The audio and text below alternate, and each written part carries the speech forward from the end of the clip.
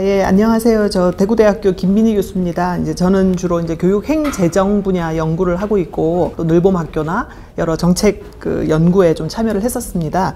그런데 이제 이번에 발표된 3개의 자료를 보면서 좀 몇 가지 질문도 떠오르고 또 굉장히 관심 가는 주제들이 있어서 주로 이제 뭐 세부적인 프로그램이나 어떻게 운영에 대한 말씀들을 하셨는데, 이제 저는 약간의 거시적인 어떤 행정적인 조금은 구조적인 문제들을 조금 더 다뤄보려고 합니다.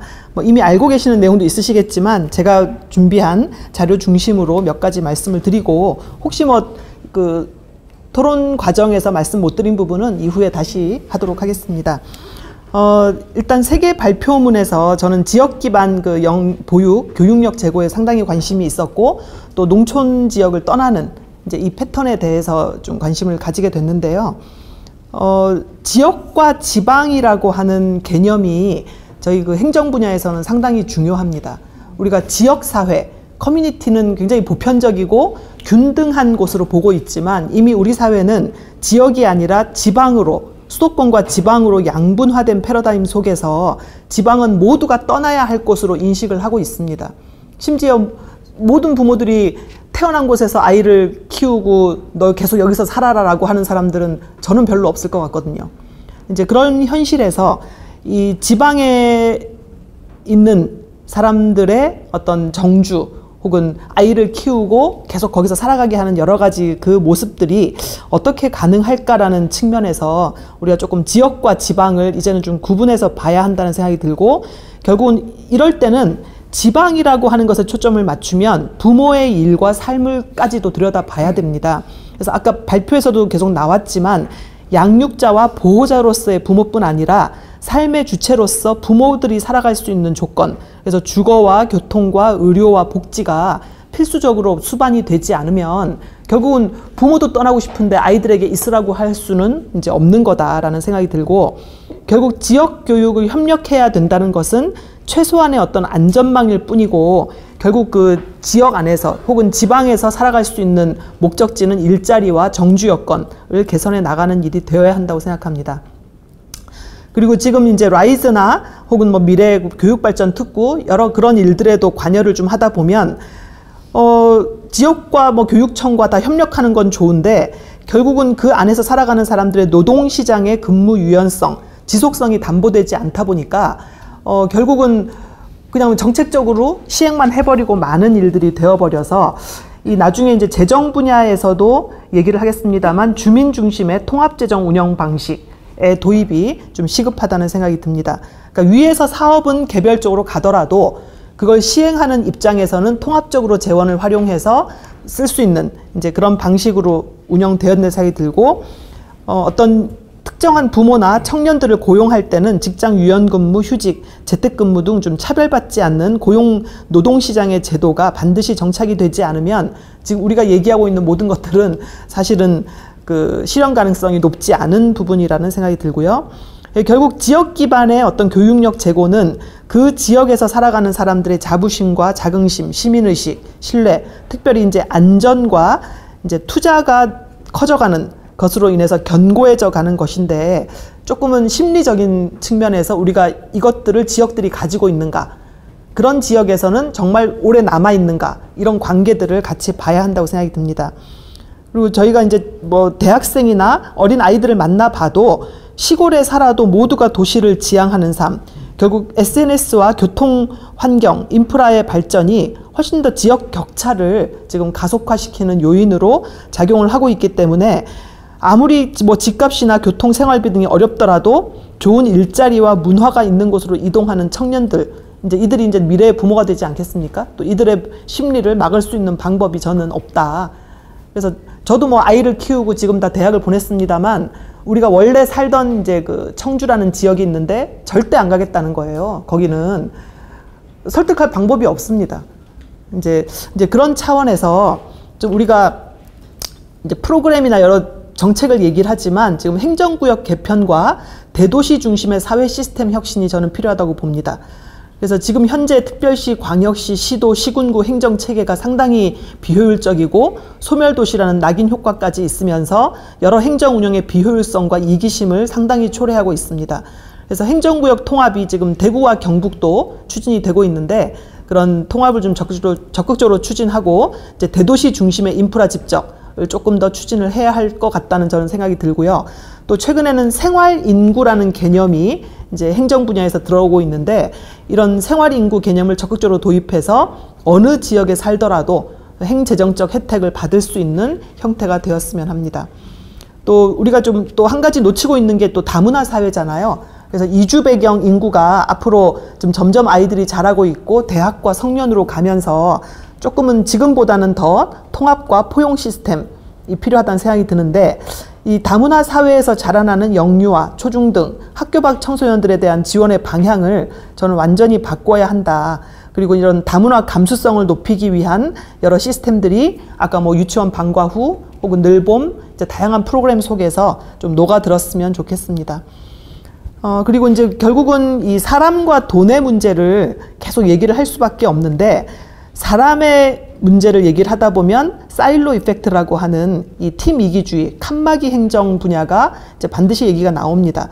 그러니까 내 일만 하겠다는 거죠. 근데 지금은 내 일만 해서는 안 되고 옆에 일도 해야 되고 모르는 일도 해야 되고 굉장히 다양한 일들을 한 사람이 하지 않으면 이제 이게 직무다변화라고 저는 생각이 드는데 절대 이 칸막이 문제를 해결할 수가 없습니다. 그리고 하이브리드 조직이 훨씬 가능한 조건이 되려면 현재보다 훨씬 더 직종별, 업무별로 임금 테이블이 분화되고 정교해져야 될 필요가 있고요. 아까 그 인력풀, 뭐 방과 후나 늘봄도 계속 그 지역의 인력풀이 필요하다고 하셨잖아요. 그러면 지금보다는 지역 주민들이 영유아와 보육과 늘봄 등에 참여할 수 있는 기준을 대폭 완화하고 확대할 필요가 있다. 이제 이런 기회가 너무 좋은 것 같습니다. 그래서 영유아, 보육, 늘봄 등 이제 재정 측면에서 충분히 안정적이고 확보할 수 있는 그런 합의 도출을 위한 주기적인 포럼과 세미나 등을 개최하면서 조금은 데이터 중심에 이렇게 투자했을 때 어떤 효과가 있는지 그냥 공허한 어떤 수사가 아니라 조금은 그 데이터를 중심으로 분석하고 사회적으로 설득하는 일들이 더 지금보다 주기적으로 많아졌으면 좋겠습니다. 그리고 앞에서 말씀드린 것처럼 지금 관련 예산의 통합 집행 가능성을 좀 높일 필요가 있는데 이제 지역 안에서 여러 가지 예산이 오지만 결국 거기에만 써야 한다면 또 다시 비효율이 발생하기 때문에 지역의 예산 활용 자율성을 최대한 보장하되 이제 이런 자율성을 보장한다는 것은 결국 격차를 유발하는 거거든요.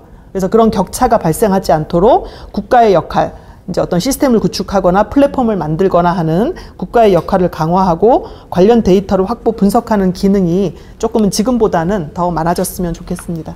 감사합니다. 토론 맡게 된 서울교육대학교 김성치입니다. 다시 인사드립니다. 예. 저는 학교에서 교육사회학 가르치고 있고요. 요즘 뭐 연구하냐 그러면 좀 약간 정체성의 혼란이 좀 많이 오긴 하는데 뭐라고 답을 해야 되나 좀 뭐 여러 가지 그렇습니다. 그래서 학교에서는 교육사회학하고 다문화 교육 이렇게 가르치고 있고요.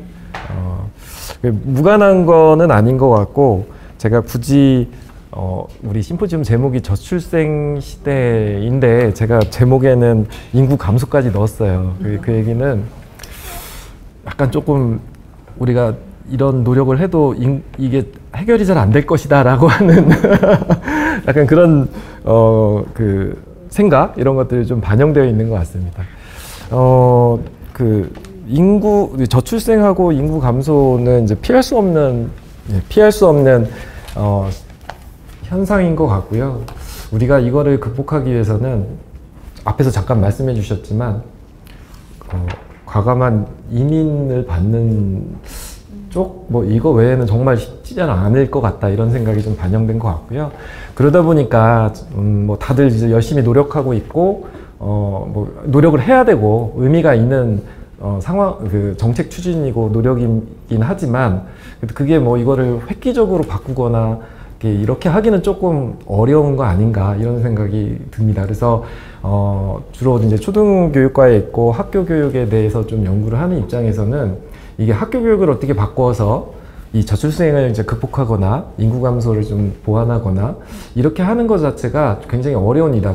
무관하지는 않은데 이게 굉장히 많은 단계를 거쳐가야 그런 것들이 영향을 미칠 수 있어서 직접적인 효과나 영향은 참 기대하기 좀 어려운 상황인 것 같다. 그러면 뭘 얘기를 해야 되는가 이렇게 봤을 때 우리가 이 저출생과 인구 감소 이런 것들이 한 어느 정도 계속 지속되는 현상이라고 본다면 이렇게 기존에 이제 학교 교육에 대해서 연구했던 사람들은 그러면 학교 교육이 어떻게 변할까? 그러면 학교 교육에 원래 있었던 이유가 있을 텐데 그런 뭐 교육이라고 하는 뭐 교육에 대한 생각은 다들 다르시지만 어쨌든 교육에 대한 것들의 가치가 없어지지는 않는 한 그 변화하는 학교에서 교육이라고 하는 거를 계속 할 수 있을까? 어떻게 해야 되지? 뭐 이런 생각이 조금 더 큰 것 같습니다. 그런 점에서 오히려 지금의 정책들은 뭐 교육을 더 잘하면 이렇게 인구 정책에 도움이 된다 이렇게 약간 교육을 수단화하는데 수단적 도구적으로 접근을 하는데 사실은 저는 오히려 인구 감소라는 것을 좀 약간 받아들여야 되는 추세, 현실로 큰 흐름이라고 보면 그 속에서 이제 학교 교육이 어떻게 변화해야 되는가 이런 걸 좀 고민해야 되는 거 아닌가. 그 속에 이 돌봄이나 또 보육이나 다른 여러 가지 교육에 대한 문제들을 같이 생각해야 되는 거 아닌가 이런 생각에서 쓴 거고요. 결국 그런 변화 속에 그동안에는 교육이라고 하는 거에 굉장히 방점이 찍혀져 있었는데 불가피하게 학교도 이 돌봄이라는 것들에 대해서 조금 고민을 해야 된다. 그런 생각이고요. 뭐 이미 많이 반영하고 있고 고민한 흔적들이 있습니다. 뭐 방과 후에 우리 방과 후 학교도 거의 20년 전부터 해왔고 또 돌봄교실도 초등 돌봄교실도 거의 20년째 지금 하고 있고 뭐 이런 상황입니다. 그런 점에서 보면 이런 고민들을 오래전부터 해왔다라고 생각을 합니다. 그래서 그동안에 이제 뭐 이런 고민들을 했는데 사실 방과 후 학교와 초등 돌봄교실이 분명히 다른 것 같긴 한데 지금 학교 현장에서 이루어지고 있는 상황들을 보면 방과 후 학교하고 돌봄교실하고 뭐가 다르지? 약간 이런 느낌이 좀 많이 있습니다. 이름은 다른데 과연 이게 기능적으로, 성격적으로 정말 다른 일을 하고 있는 건가? 그러면 분명히 우리는 처음에 다르게 생각했고 다르게 접근했는데 왜 같아졌을까? 더 비슷해졌을까? 이런 고민이 좀 있는 것 같습니다. 그래서 아마 그런 문제들 때문에 최근에 이제 돌봄을 이제 강조하고 학교의 돌봄 기능을 강화해야 된다. 이렇게 얘기했을 때 이제 학교 현장에 계신 분들의 반발, 특히 이제 교사 중심으로 이거는 학교는 교육을 하는 곳인데 돌봄까지 하라고 하느냐라고 하는 반발, 뭐 이런 문제의식하고도 좀 많이 이제 연결되어 있다고 생각합니다.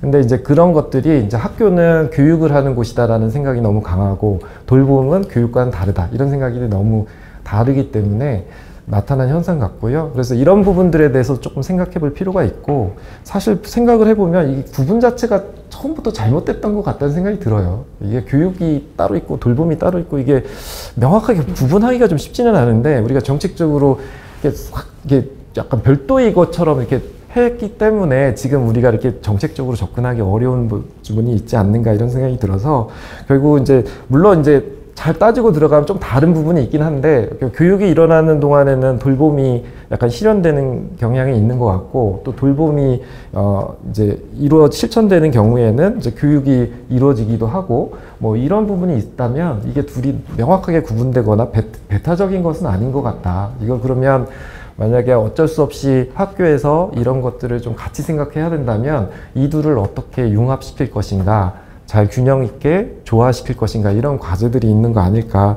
이런 생각이 듭니다.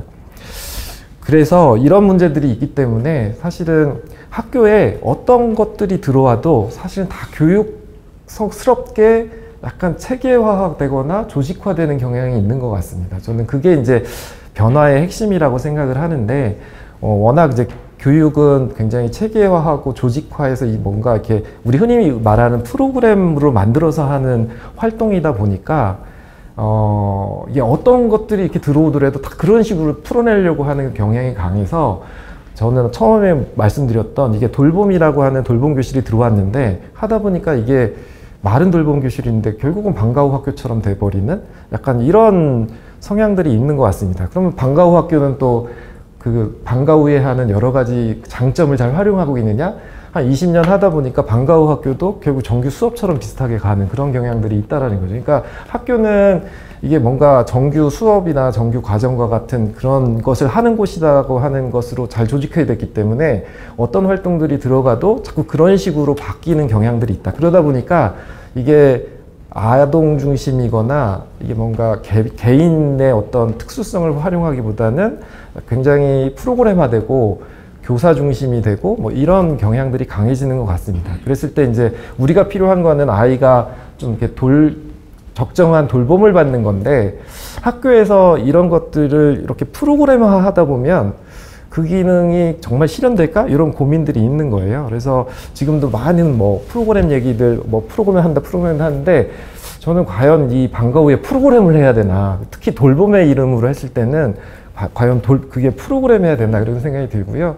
저는 가장 비슷한 것은 이제 초등 돌봄 교실에서 하는 틈새 돌봄이 가장 이제 돌봄의 가장 성격에 맞는 부분이라고 생각합니다. 물론 학교에서 뭐 프로그램화된 수업과 같은 되게 형식화된 교육도 필요하지만 굉장히 자유롭게 활동도 하고 그냥 뭐 놀이도 하고 아니면 그냥 쉬기도 하고 이런 공간들이 좀 필요하다고 생각합니다. 그런 점에서 학교가 그냥 단순히 그냥 뭐 기능만 와서 이것을 더 추가적으로 하는 것보다는 학교가 조금 더 근본적으로 변화해야 될 필요가 있다고 생각하고 그것의 핵심은 여기서 말하는 이제 공간을 변화해야 된다는데 이게 물리적인 공간뿐만이 아니라 어떤 게 심리적인 공간까지 포함한 여러 가지 아이들이 어쨌든 아침부터 학교할 때까지 있는 공간이다 보니까 이게 늘 교육만 하는 공간이 아니라 다른 뭐 이를테면 돌봄이나 쉼이나 놀이나 이런 공간이 여지가 있어야 이것들이 적정하게 될 것 같다 그런 생각이 듭니다. 그래서 그런 점에서 약간 학교의 역할이나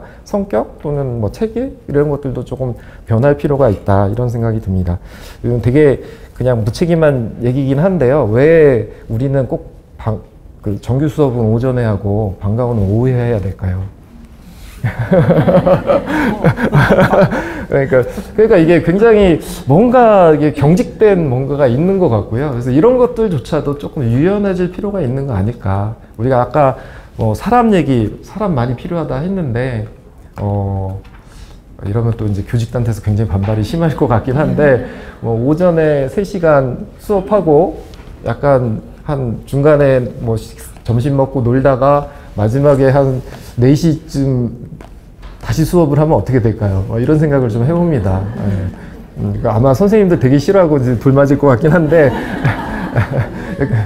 예컨대 학원에서도 싫어하실 것 같고 약간 그런 것 같습니다. 그래서 우리가 너무 경직되게 이렇게 학교에서 하는 일들이 수업 그리고 나머지 이게 너무 구분이 좀 많이 큰 것 같다. 그래서 이런 것들을 조금 더 좀 유연하게 좀 생각해 볼 필요도 있고 그런 것들을 좀 반영하려면 학교가 구조나 체계가 어떻게 좀 바뀌어야 되는가 이런 것들도 뭐 당장은 어렵겠지만 좀 장기적으로 고민이 필요한 부분이 아닐까 싶습니다. 그래서 그런 점에서 우리가 학교가 꼭 저출생이나 이런 것들을 해결하려고 뭔가를 하기보다는 그런 상황 속에서 필요한 것들을 좀 변화시켜 나가는 것들이 지금 필요하지 않을까 그런 관점에서 여러 가지 뭐 늘봄학교 정책이나 이런 것들도 좀 검토되고 뭐 이렇게 좀 고민되어야 될 부분이 있지 않을까 이런 생각을 해봤습니다. 이상입니다. 감사합니다.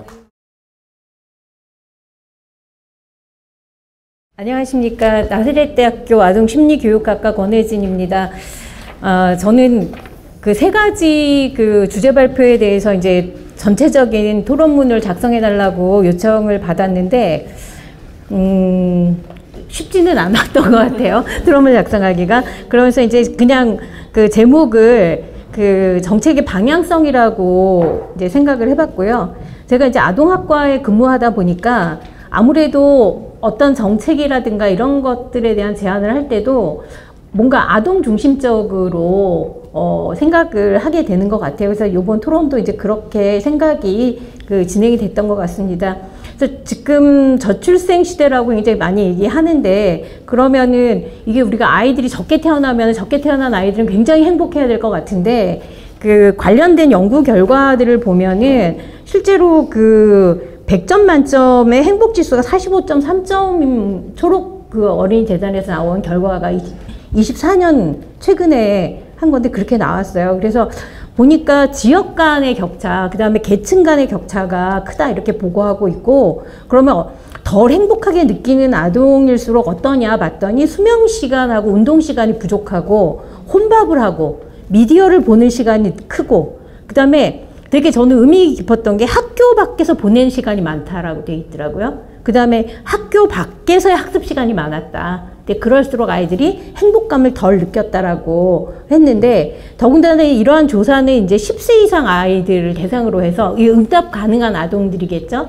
그래서 실제로 이제 영유아들은 이제 부모들의 요구에서 왔다 갔다 하는데 이 아이들에 대한 웰빙은 다루어지고 있지조차 않은 이런 상황입니다. 그래서 지금 저출생 위기 대응 방안 논의 속에서 이제 우리 아동들을 미래 자원으로 마치 연금을 낼 사람을 구한다라는 식으로 이 대상화하는 발언들은 정말 경계해야 될 것 같습니다. 그래서 현재 행복하지 않은 아이들이 미래에 행복할 수 없다. 그래서 정말 이 현재 아이들이 행복할 수 있는 길을 뭔가 유망한 미래는 보다도 당장 행복할 방안에 대한 고민들이 필요할 것 같습니다.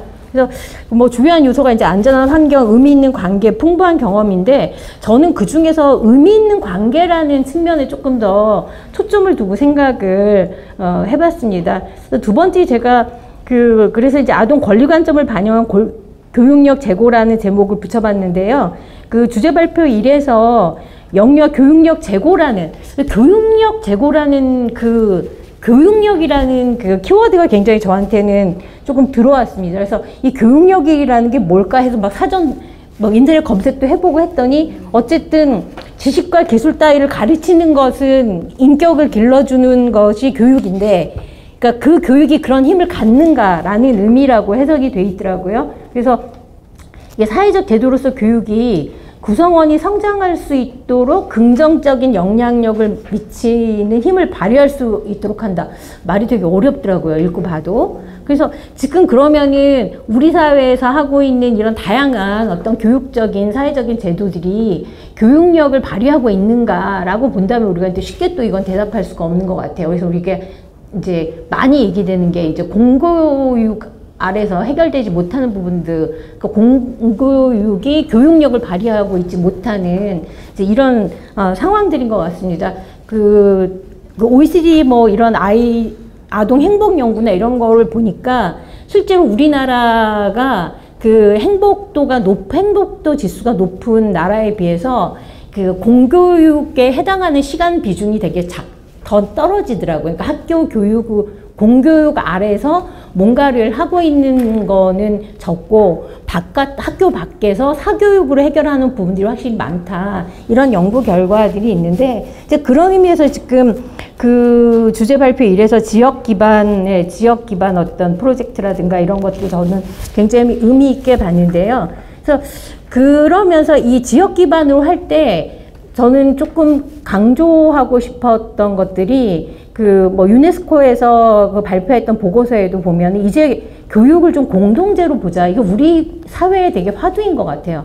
우리는 교육이 경쟁제이고 아마 저출생의 가장 큰 원인 중에 하나는 우리나라 사회가 너무나 경쟁사회라는 것 같아요. 그래서 이 지역 기반으로 뭔가 프로그램을 진행을 할 때 아까 제가 그 의미 있는 관계에 대한 건데 할 때 이 우리나라의 모든 그 학급의 구성이 굉장히 단일 연령으로 동일 연령으로 구성되어 있어서 그 동일 연령의 관계는 기본적인 관계에 기반되어 있는 건 경쟁이거든요.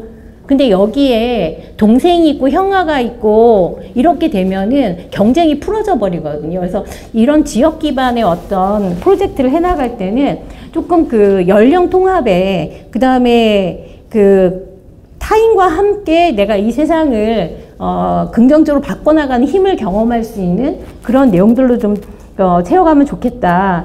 그리고 그 학습자의 행위 주체성에 대해서도 말씀을 하셨는데 실제로 우리가 아이를 좀 믿어야 되는데 너무 모든 것들 아까 그 김석진 교수님께서 말씀하신 것처럼 너무나 촘촘하게 부모들이 자기 손바닥 안에 아이를 모두 다 놓고 다 일거수일투족 다 보려고 하는 이런 상황 속에서 아이들의 행위 주체성을 좀 갖기가 어렵고 아마 우리나라 아이들의 행복도가 낮아지는 것 중에 하나는 저는 그런 측면이 있다고 생각이 들었습니다. 그래서 이제 그렇게 말씀을 하나 드리고 싶고 그 교육력의 측면에서 또 돌봄과 교육 지금 그 주제 발표 2와 주제 발표 3을 이제 좀 생각을 해봤는데요. 그 사실 우리가 이제 돌봄과 교육에 대한 이런 논의 자체가 완전히 성인 중심, 공급자 중심, 기관 중심의 생각이거든요. 그러면 아이들은 이것을 어떻게 경험할 건가? 아이들은 또 그러면 정규과정 끝나면 그 늘봄 학교로 또 다른 학교로 가는 건가? 그래서 이 전이 과정은 굉장히 유연하고 자연스럽게 흘러가야 된다는 겁니다. 그래서 그 이성애 그 연구위원께서 발표하신 내용 중에 그 여러 가지 이제 안이 있다라고 말씀을 하셨는데 저는 늘봄 학교도 그렇고 지금 방과후 과정, 이제 연장 과정으로 바뀌겠는데 이런 것들은 그러니까 이 전체적인 거는 그 학습자인 아동의 교육 과정 안에서 연결성이 있어야 된다고 생각을 합니다. 그래서 그 법을 제정을 할 때 아까 특별법을 제정하는 방법이나 초등교육법을 제정하는 방법 두 가지 안이 있다고 말씀하셨는데 이거는 특별법을 제정하는 방식으로 가면 또 다른 학교 방식이어서 저는 그 초등교육법에 따라서 정규 교육과정 안에서 그 연결성 있게 가야 되는 방식으로 진행이 되는 게 좋겠다. 그래야 아이들이 교사들도 그렇고 그 같이 일하시는 분들 인력 간에도 소통이 돼야 되는데 이게 또 하나 걱정이 되는 게 그 이제 돌봄 학교 그 늘봄 학교라는 그런 그 다른 체계를 가지면서 이게 완전히 교사가 하는 정규 교육 과정과 늘봄 과정이 두 개로 분리된 두 개의 학교 체계로 운영되는 것에 대해서 굉장히 좀 우려스러운 것 같아요. 그래서 선생님들은 나는 늘봄 과정에 대해, 늘봄 학교에 대해서는 나의 소관이 아니야. 라고 한다 그러면 아이들의 경험들은 굉장히 단절되지 않을까 생각이 들어서 이제 그런 말씀을 좀 드리고 싶고, 그 다음에 방과후 과정과 관련된 거에서는 그 방과후 과정 역시도 그 영유아 교육 과정의 범위를 넘어서면 안 된다고 생각하거든요. 그래서 아까 그 뭐 프로그램 내용 중에 보면은 놀이식 영어 프로그램을 개발하겠다든가 이런 내용들이 나오는데 이거는 그 영유아 교육 과정의 범위 내에 있지 않거든요. 그래서 만약에 그 방과후 과정이라고 하는 것 안에서 영유아 교육 과정의 범위를 넘어서는 문자 교육을 시킨다던가 수교육을 시킨다던가 굉장히 어떤 특성화 쪽으로 간다던가 이런 것들은 조금 경계해야 되지 않을까 하는 생각이 들고요. 이제 그런 측면에서 지금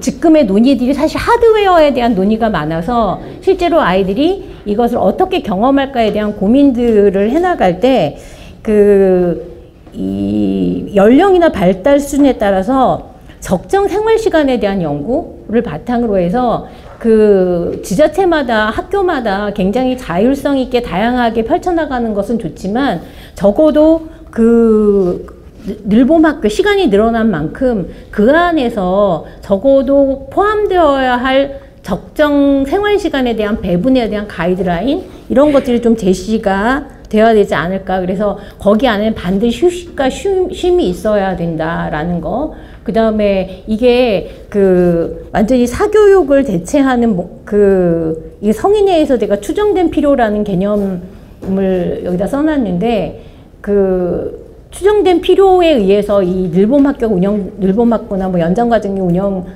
되기보다는 아이들이 표출된 필요가 뭔가. 그래서 우리 생각보다 아이들한테 물어보면 아이들이 굉장히 의견이 있더라고요.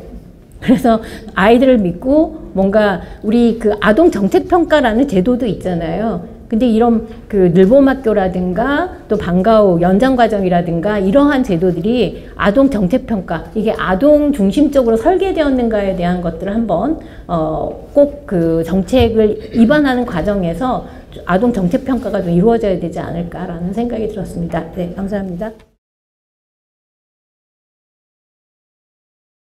네, 안녕하세요. 저는 지금 초등학교 3학년과 지금 4살이어서 어린이집을 다니고 있는 두 딸을 키우고 있는 엄마입니다. 네, 이런 발표들을 보고 느끼면서 이제 제가 예전에 1학년 때 제 아이를 초등학교에 보낼 때가 되게 많이 떠올랐는데요. 그때 제 아이와 돌봄학교에 반드시 합격해야 한다며 네, 추첨을 하러 갔는데 추첨에서 저희가 3대1의 경쟁률을 뚫고 당첨이 돼서 둘이 정말 방방 뛰었던 기억이 나요. 근데 그 기억에서 이제 이 늘봄학교가 전 학년이 되고 1, 2학년 모두 다 제공된다는 측면에서 엄마들의 경력 단절에 있어서 되게 큰 도움이 되는 정책이다 라는 생각은 우선적으로 들었습니다. 근데 이제 저희 아이가 벌써 이제 3학년이 됐는데요. 이제 3학년이 되다 보니 이제 제가 이제 돌봄학교나 이렇게 운영되는 것들을 봤을 때 지금 늘봄학교가 1학년부터 6학년 전 학년을 대상으로 하고 있기는 합니다. 그래서 이런 정책이라는 측면에서 이런 포괄성이라는 거 매우 중요한 개념일 수는 있기는 한데요. 실제 저희 아이가 계속 돌봄학교를 거부하고 있는데 그 이유가 이제 고학년이 되면서 이제 당연히 학년이 높아지면 학습에 대한 차원에서 많이 돌봄이 많이 빠지는 거는 맞습니다. 실제 이 돌봄에 가서 다시 또 학습을 가기에 아이들의 일정이 솔직히 되게 빡빡하고 그렇기 때문에 그럴 수 없다는 그런 부분들이 있고, 그래서 이제 엄마들의 시각은 5학년이 6학년이 돌봄에 있다라고 하면 이 친구는 인적 자원과 경제적 자원이 좀 없구나 라는 생각을 솔직히 하게 됩니다. 그런 측면에서 우리가 1학년부터 6학년까지 늘봄학교를 다 하는 게, 그리고 그런 걸 다 할 때 결국적으로 예산이라든지 인력에 대한 부족을 다 생각해보면 이 수요가 정말 맞는 건가? 현실에서 맞을까? 라는 측면에서 한번 고민을 할 필요는 있겠다. 그런 측면이 조금 생각이 들었었고요. 그리고 교수님들 얘기를 들어보면서 되게 공감을 많이 했는데 프로그램에 대한 이야기들 많이 하세요. 그래서 발표하셨던 분도 양질에 대한 프로그램에 대한 얘기들을 많이 해주셨는데 양질의 프로그램의 정의는 도대체 무엇인가 라는 생각들을 되게 많이 하게 됐어요. 그래서 아까 말씀드렸지만 저희가 아이가 3학년이 되자 돌봄과 방과후 과정을 모두 다 끊었습니다. 이유는 좀 시시하다는 이유고, 또 하나는 다른 친구들은 가지 않는데 왜 나만 있어야 되냐라는 거였어요. 그래서 아까 말씀해 주셨던 계속 이렇게 연계되지 않는 차원에서의 나 혼자만 남겨지는 느낌을 아이들은 되게 많이 가지고 있구나 라는 생각을 되게 많이 했었고요. 그래서 그런데 이제 저희 아이를 그래서 고민을 하다가 저희 동네 엄마가 요즘에 서울시에서 운영하는 우리 동네 키움센터라는 곳이 있어요. 근데 그곳의 대기가 장난이 아니라고 들었어요. 왜 여기가 이렇게 인기가 있지? 라고 물어보니 여기는 프로그램이라는 틀이 조금 없는 것 같다는 생각이 들었어요. 되게 프로그램에 이름을 붙이긴 했지만 아이들이 여기서 되게 재밌어 하는 거는 왜 재밌어? 라고 했을 때 내가 할 수 있는 걸 할 수 있어 엄마, 이렇게 얘기를 하더라고요. 내가 하고 싶은 걸 하게 해줘 라는 부분에 있어서 아이들이 되게 주체성과 자율성을 되게 많이 요구하는구나 라는 측면에서 아이들 스스로 이제 학교를 하교하고 나서 놀 수 있는 기회들이 되게 많이 없잖아요. 근데 그 친구들과 모여서 어떤 놀이를 할지 스스로 정하고 그 놀이를 통해서